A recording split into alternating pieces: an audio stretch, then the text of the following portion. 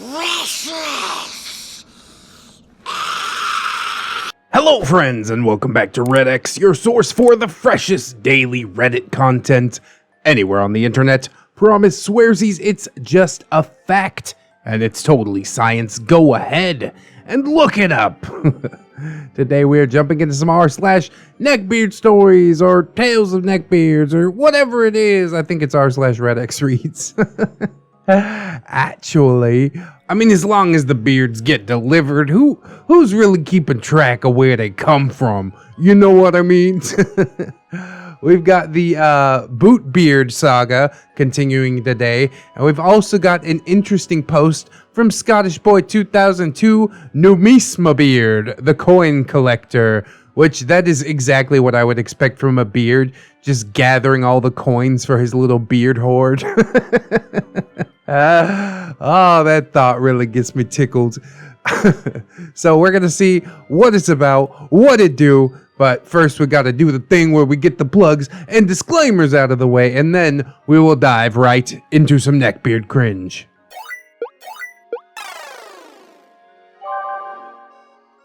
Numismabeard, the coin collecting outcast. You can just imagine him like walking down the street looking for pennies on the floor. I got a picture painted from just the title. Let me share you a story about a boy whose behavior still boggles my mind to this day. As once said in Blur's Country House, so the story begins. As my username suggests, I'm from that country that's north of England, with the accent that sounds familiar to Shrek's. This boy I'm talking about would probably set every girl's creep alarms off every time he walked past them. I introduce you to Numismabeard. Numismabeard isn't the neckbeard that Reddit and 4chan would have you think that a neckbeard looks like. He wasn't fat or obese, nor did he own a fedora or call girls females or m'lady. He also didn't own a katana, but he did have a wispy pube-like beard. I mean, who didn't? And he didn't shower at times, so you could imagine how he smelt. He wasn't an anime fan or a nice guy or an incel, but he was quite creepy with girls, at least at times. Now about the name Numismabeard. Well, he's a numismatist. He collects old and foreign coins. But instead of keeping them in a binder or a book, he kept them in a polybag. And he'd talk about what coins he'd recently got, what year they were minted, what metals they were made out of, etc., etc. He had nearly every European currency known to man, pre-decimal British coins, French francs, Portuguese escudos, Italian liras, German marks, Spanish pesetas, you name it, even euros and dollars that he could exchange for British pounds. He was also an avid Sonic fan. Oh, poor Sonic. Why does he always get dragged into this? Every time he could, he would spend time drawing Sonic characters, play the games on online emulators, or listen to the soundtrack to any Sonic game. Oh no. Even the music, bro. I love video game soundtracks, but I have to admit that I don't jam out to them on my headphones. They're just the background music. But when Numismabeard was not listening to Sonic songs or talking about his coins, he would listen to normal music, 80s, 90s, 2000s, without headphones, and putting his ears up to the phone speaker and walk around listening to, I don't know, Nirvana or Westlife. There's quite a gap between Nirvana and Westlife, okay? I love Nirvana, my wife loves Westlife. He did get bullied at school a lot, and because of his Asperger's, he couldn't really fight back without sounding or looking like a right tool, so he just took it every single time for 5 long, hard years. Oh, now we feel a little bad for him. He had a hard time getting his emotions out after his mother passed away the summer before he started secondary school, so he was pretty much an emotionless person, the kind of person that you would probably expect to be bullied to the point of committing mass murder. But he could always rely on the teachers and staff of the school. I guess those could be considered his friends in a weird way. It pretty much goes without saying that he didn't have much luck with the ladies either. He never really made an attempt to ask someone out or admit his feelings to someone, at least not without being creepy, so he was pretty much one of the few people in his year to not have a boyfriend or girlfriend. Now, people will probably think this is fake because the detail that I put into it, and people will ask me how I know so much about this person's life. Well, that's because that person was me. Oh, snap. What a twist! I'm doing much better for myself. Learned to think before I speak and realized that my behavior was subpar. I got into college and passed my courses, despite missing out on a few assessments. I got my own friend circle, and I'm taking care of my personal hygiene. And yes, I am still a numismatist to this day. Well, now I feel bad for coming at numismatists. Honestly, it is a really cool pastime. Only pastime I have really is building up a collection of YouTube videos. And you know those ain't gonna last forever. Someday the YouTube server's gonna go down. I'm gonna be unemployed. My family's gonna go live in a box on the street with me. But if I had some coins, it would all be different.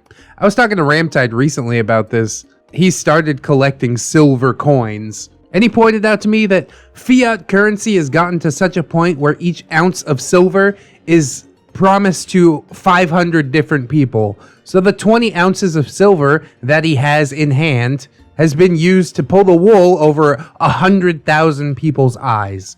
Which I think is really interesting, does give me new respect for the numismatists out there. And take heart, because Ramtide is among you, and I only really jab you in the most friendly and loving way possible. Just like I do with him, we jab each other. I really like these tales of redemption about neckbeards, because I'm sure everybody had a phase like this in their life. God knows I did. So when you hear about people bringing it back around and developing somewhat of a normal routine or life for themselves, it really does help inspire people that might be struggling with similar things in their own lives. So, big shout out to you for writing this one, OP. Honestly, it's pretty short, but it packs a wallop. So, definitely glad you're getting turned around, and I thank you so much for sharing with us. But with that out of the way, we will continue the saga of Bootbeard. If you haven't read him yet, the link is in the description. And if you have, or you just don't want to watch the first part, then whatever. Let's just jump into it. Bootbeard, the awkward breakfast. Hey guys, I figured I could continue with these both horrific and cringeworthy encounters I had with this weird little guy. I had a weird little guy for a roommate in the Navy too. This time I will dive into more the neckbeard type things that he did. Last story was more so to cover our initial encounter and a series of introductions. Also, it didn't go unnoticed that my first story was not well received. If you guys have any constructive criticism, please feel free to comment. I'm not the best writer, and I know that, but I am trying to improve. Oh, come on, OP. I think the comments were mostly positive. There might have been a few stinkers in there, but there always are. Don't let that get to you. Honestly, the reason that I came back to this series today was because somebody requested it in the comments. I had almost completely forgotten about it. So your story is loved. People do want to hear more. I'm sorry for taking so long to get back to it, but thank you for sharing, as always. The cast of this fateful encounter: HM3, the SOP, openly gay, gym-obsessed corpsman on Fort Sam Houston for C School. I have a secret nerd side that I try to hide, but it comes out sometimes. I love Magic the Gathering and D&D, and I live for any real-time strategy game. I suck at real-time strategy. Turn-based? Blitzkrieg, commonly referred to as Blitz throughout the story, a very openly nerdy guy, also loves the gym, is the reason that this whole encounter happened, and he loves to give me shit about this whole thing, even to this day.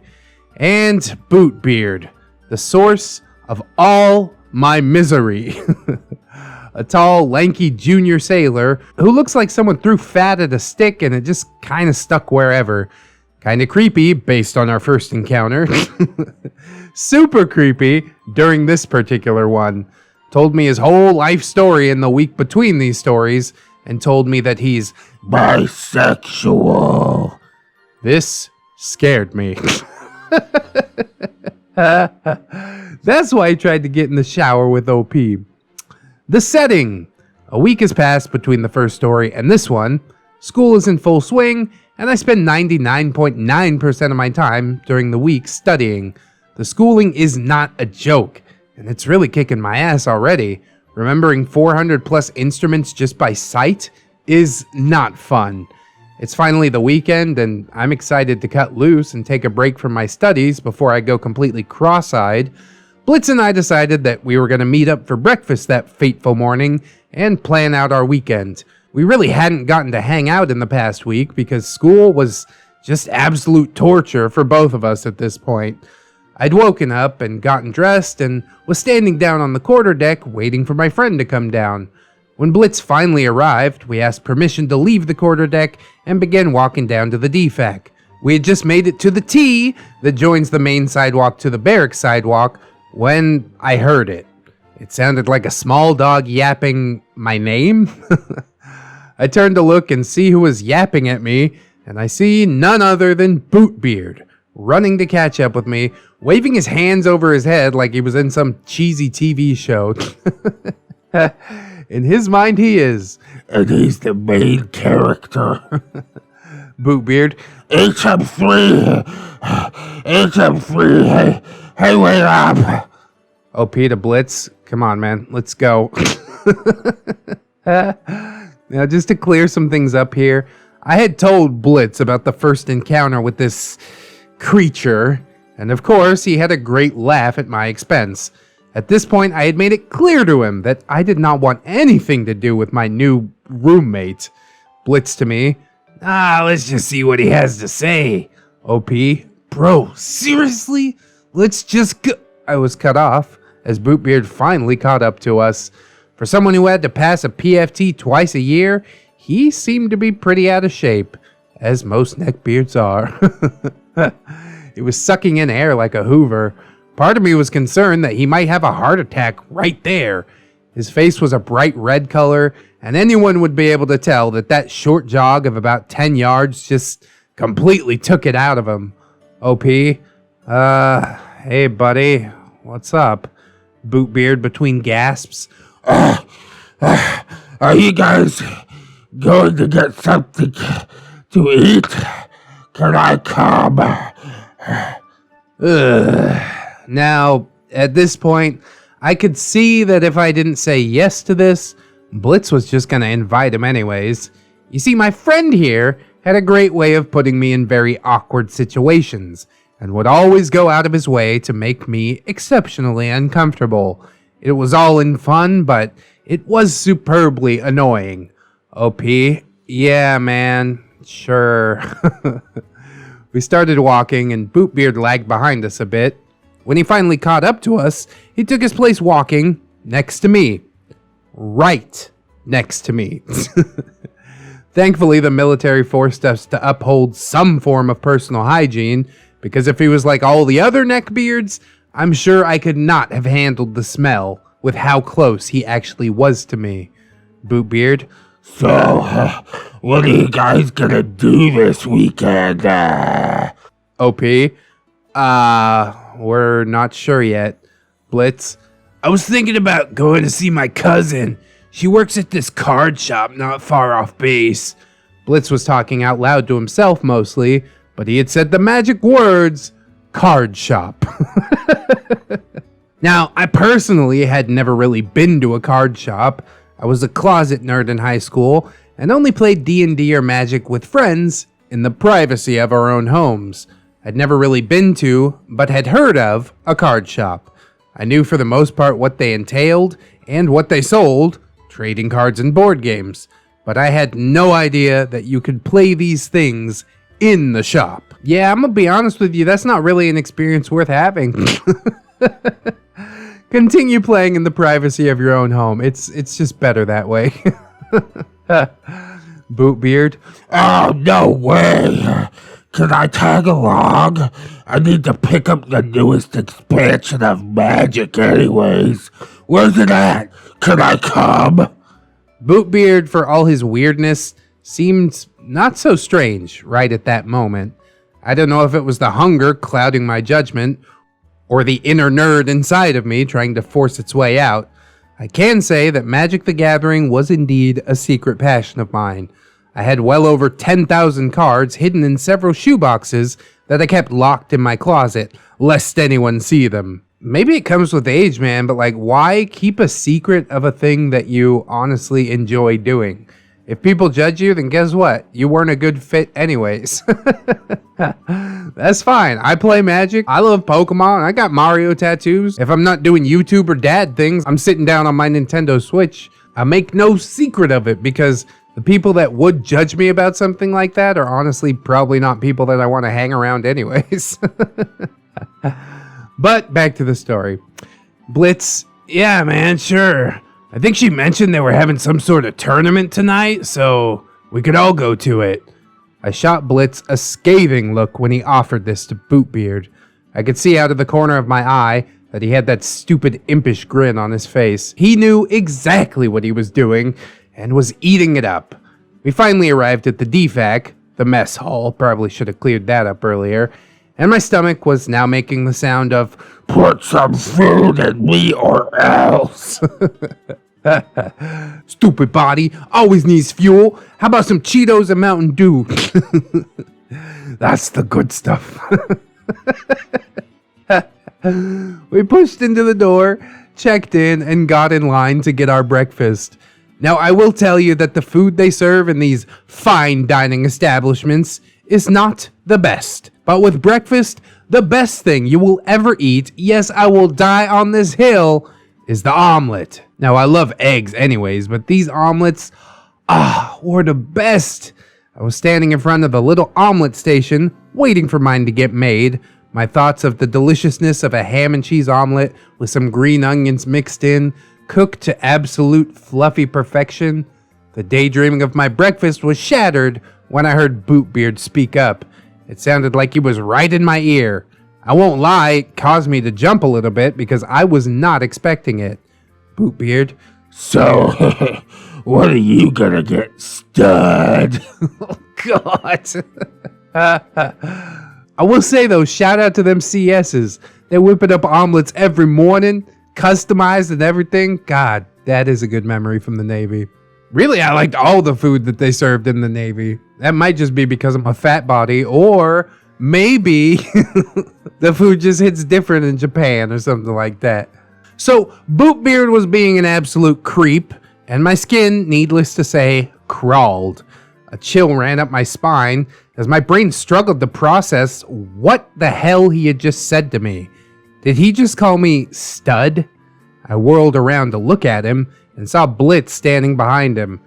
He looked like he was about to burst, trying to hold back his laughter, and I just shot him a death glare, willing him to laugh so I could bash him in the head with my tray. I then focused back on Bootbeard, who had that same look on his face that he had a week prior. He was looking at me like I was a hunk of meat. It made my skin crawl again, and I felt the goose flesh appear on my arms. OP, bro, what the fuck? Don't call me that. Super weird and super inappropriate. Bootbeard turned a bright shade of red and looked at his tray. Before he could utter anything else that could potentially be construed as minor sexual harassment, it was my turn to get my lovely, fluffy, cheesy omelet. I told the cook what I wanted, and within a few minutes, I had God's greatest gift to man right there on my plate, along with some toast and a chocolate chip muffin, and I was headed to try and find us a table. I found us a table in a back corner away from people and set my tray down. Away from people is not good. Don't do that. Now it was time to get the sweet, glorious bean juice, mostly known as coffee. Now, I'm not like most other people in the military. I personally do not like my coffee black. I'm just not a fan of super bitter things. I grabbed a cup and a small bowl, poured myself a cup of coffee, and grabbed a handful of sugar and cream for it, and then returned to our table. By the time I had returned, both Blitz and Bootbeard were just sitting there. I sat my stuff down and took my seat directly across from Blitz. Now, Bootbeard was initially sitting next to Blitz, but when he saw the seat next to me was open, he moved right on over and sat down next to me. Bootbeard, You don't mind if I sit next to you? The sun was in my eyes. what sun? There was no window behind me, and there was no sun anywhere near us. I suppressed an audible groan, and spoke up, telling him, no, I don't mind at all. You need to give him a swift smack in the nuts with a stick called reality. But as we've seen in the Casino Beard saga, that doesn't always work. And it might have also made things more awkward because, you know, he's your roommate for the time being. So I guess I see where OP's coming from, but it does feel like frustratingly passive in a way. I took a long drink of my coffee when I felt it. Was that a hand on my thigh? The feeling of this damn near caused me to choke to death on the hot coffee as my brain told my mouth to say something without realizing that my mouth was currently occupied with a cup filled with steaming hot coffee. When I opened my mouth to say something, the coffee promptly directed itself into my lungs, which caused me to start coughing like I was trying to cough up said lung. OP, bro, what the fuck? Bootbeard, Are you okay? I'm dying, bro. He reached up to pat my back, which in turn caused me to spill my coffee all over the table. Glorious devolution. Once I recovered, I glared at him. Through all of this, his hand had never left my thigh. I leaned into him, my nose nearly touching his, and I reached down and pulled his hand from my leg. And then I spoke in a harsh whisper. OP, remove your hand from my thigh, shipmate. I spoke in a whisper so as not to draw any more attention to us, as my little coughing fit had done that well enough. He promptly looked away and mumbled under his breath something that I couldn't quite understand. I got some napkins and cleaned up this frickin' mess and groaned. I was really enjoying that coffee. I stood up and went to get some more. When I sat back down, I started to put my 3 creams and 2 sugars in my coffee when Bootbeard's borderline about to get hit self spoke up. Bootbeard, Cream and sugar is for wusses. I turned to look at him, a mix of anger and surprise in my eyes, and I spoke, venom dripping off of every word. OP, no one asked you. I stirred my coffee and resumed drinking this life juice. My breakfast was officially ruined, but things would only get worse. We finished our breakfast and headed out without incident. Blitz made plans with Bootbeard to meet up outside the barracks at 1700 that night so we could all go to this Magic the Gathering tournament that was taking place at this game shop around 1900 that night. So this is where I'm going to wrap this one up. I know not much happened here. Are you kidding? The sexual harassment, the coffee all over the table, that's an event in itself. But it does get a hell of a lot worse. Edit! Hey, props to ReddX! Yo! For struggling through my horrid writing. I'll explain more about the smells and such at the beginning of my next installment. And the next installment is exceedingly beefy, estimated reading time around 30 minutes. So, it's going to be quite a large video, probably pushing 50 minutes because of all my pausing and side comments and the things that I can't help but do. But I think plenty happened in this story, you know. Bootbeard has now laid all his cards on the table, and OP has expressed his dislike and frustration. We don't quite know how Bootbeard responds to all of that quite yet, but my guess from OP saying that it gets a lot worse is that he doesn't respond well, if at all. So they got a big Magic the Gathering tourney to go to, and I'm sure we'll enjoy that story. I will try to knock it out sooner rather than later. I started up a personal Discord server recently, so I can try and organize my thoughts. But if you haven't joined the public Discord, the one for the channel, then I'd appreciate if you did that. Also, maybe like, comment, subscribe, share the video around, spread the word of ReddX and the Neckbeards. I definitely do appreciate it. We've also got links in the description. Darkly Studios did the character animations. Me and my wife's channel, Mr. and Mrs. ReddX. Teespring if you're trying to rock the merch. My Amazon affiliate link currently goes to my microphone, but if you click through there, buy basically anything else, then I get kicked back a little bit of cash, which is pretty cool. I do appreciate that. We've also got them social medias. I mentioned the Discord, but sometimes I'm on Facebook and sometimes I'm on Twitter, and both of them are pretty good ways to get a hold of me if you're looking to. And of course, we've got the gorgeous, wonderful, beautiful, generous patrons from my Patreon. I'd like to thank them all, but especially ZeroMMX, Lady Nix, Robert Waits, Pope Squid, Cider Drinker, Tato Fair, The Last Shinobi, Mark 211, Aaron W, Mitch, Candy Sora, Fire Drake, Little Lone Wolf, Miss Monday, Silent Revolver, JM Kun, Leon Embers, TSM Kirby, Redwind, Synaptic Boomstick, Jerry, Staples, Yeet, Cake Jerry, that's a different Jerry, my boy Nat One Nick, Brilliant Tamago, that big delicious jelly donut, the one and only Livison, the OG James Cook, Big Papa Jesus, and the freshest of all, Aaron Lennox. Thank you guys so much for helping me to live the dream. Sometimes videos do get demonetized. I don't know. I guess we'll see how this one go. But it's really, really nice to be able to lean back on my patrons when it does happen. So if you would like to join these lovely people in supporting the channel, that is absolutely massive. I thank you so much in advance. But if you can't right now, don't sweat it too hard, friends. I just appreciate you coming on through, hanging out with me, and I hope that you come on back and hang out with me again tomorrow.